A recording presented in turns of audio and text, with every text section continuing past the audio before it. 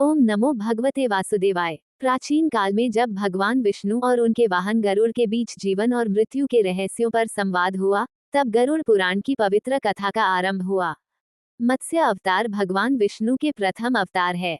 मछली के रूप में अवतार लेकर भगवान विष्णु ने एक ऋषि को सब प्रकार के जीव जंतु एकत्रित करने के लिए कहा, और पृथ्वी जब जल में डूब रही थी, तब मत्स्य अवतार में भगवान ने उस ऋषि की नाव की रक्षा की। इसके पश्चात ब्रह्मा ने पुनः जीवन का निर्माण किया। एक दूसरी मान्यता के अनुसार एक राक्षस ने जब वेदों को चुराकर सागर की अथाह गहराई में छुपा दिया, तब भगवान विष्णु ने मत्स्य रूप धारण करके वेदों को प्राप्त किया और उन्हें पुनः स्थापित किया। मत्स्य अवतार की कथा। एक बार ब्रह्मा जी की असावधानी के कारण एक बहुत बड़े दैत्य ने वेदों को चुरा लिया। उस दैत्य का नाम हयग्रीव था। वेदों को चुरा लिए जाने के कारण ज्ञान लुप्त हो गया।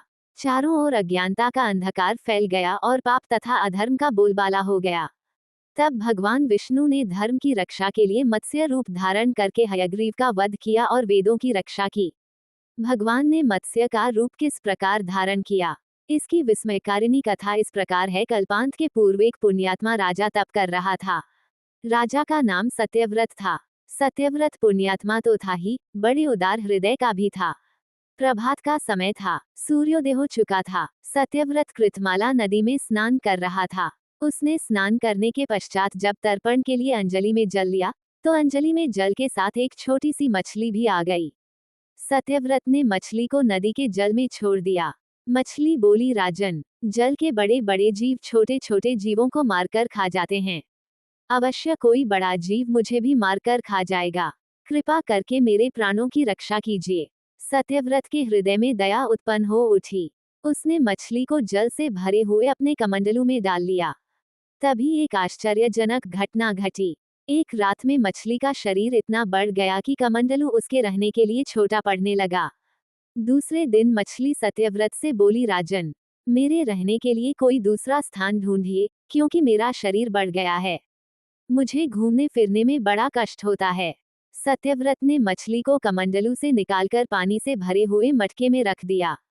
यहाँ भी मछली का शरीर रात भर में ही मटके में इतना बढ़ गया कि मटका भी उसके रहने के लिए छोटा पड़ गया। दूसरे दिन मछली पुनः सत्यव्रत से बोली, राजन, मेरे रहने के लिए कहीं और प्रबंध कीजिए, क्योंकि मटका भी मेरे रहने के लिए छोटा पड़ रहा है। तब सत्यव्रत ने मछली को निकालकर एक सरोवर में डाल किया, किंतु सरोवर भी मछली के लिए छोटा पड़ गया। इसके बाद सत्यव्रत ने मछली को नदी में और फिर उसके बाद समुद्र में डाल दिया।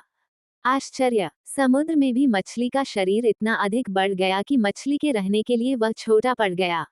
अतः मछली पुनः सत्यव्रत से बोली, राजन, ये समुद्र भी मेरे रहने के लिए उपयुक्त नहीं है। मेरे रहने की व्यवस्था कहीं और कीजिए।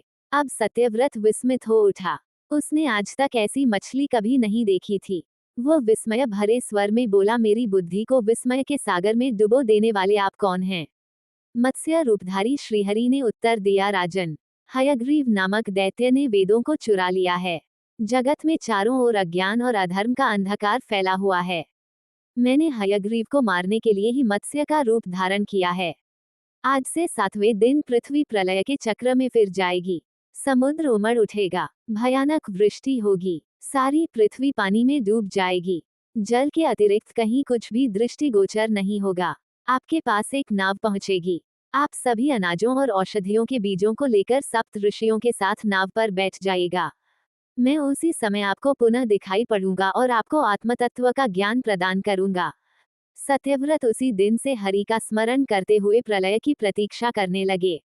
7वें दिन प्रलय का दृश्य उपस्थित हो उठा। समुद्र भी उमड़कर अपनी सीमाओं से बाहर बहने लगा। भयानक वृष्टि होने लगी। थोड़ी ही देर में सारी पृथ्वी पर जल ही जल हो गया। संपूर्ण पृथ्वी जल में समा गई। उसी समय एक नाव दिखाई पड़ी। सत्यव्रत सप्त ऋषियों के साथ उस नाव पर बैठ गए। उन्होंने नाव के ऊपर संपूर्ण अनाजों और औषधियों के बीज भी भर लिए। नाव प्रलय के सागर में तैरने लगी।